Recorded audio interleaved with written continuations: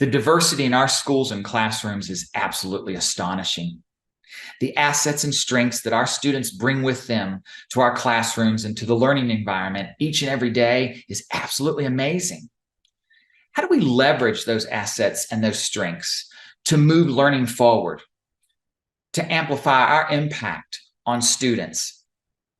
Won't you join Doug Fisher, Nancy Fry, and me as we unpack scaffolding?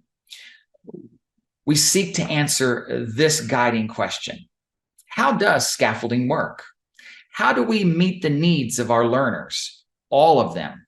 And at the same time, how do we leverage their assets and strengths so that they grow and develop into self-regulated learners, lifelong learners with the skills, the concepts, and the understandings necessary for that success? In our model of scaffolding, we present a sustainable and effective way of doing that. Join us, learn alongside with us, engage in this with us, dialogue with us, reach out.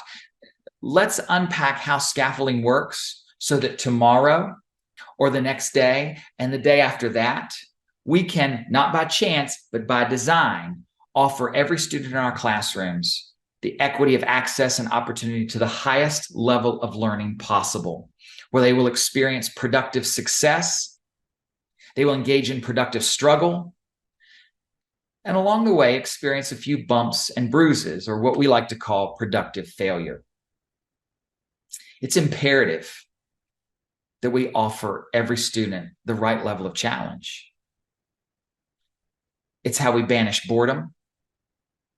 It's how we fight frustration. And it's how we amplify our impact. We look forward to hearing from you and learning alongside you as we discover how scaffolding works.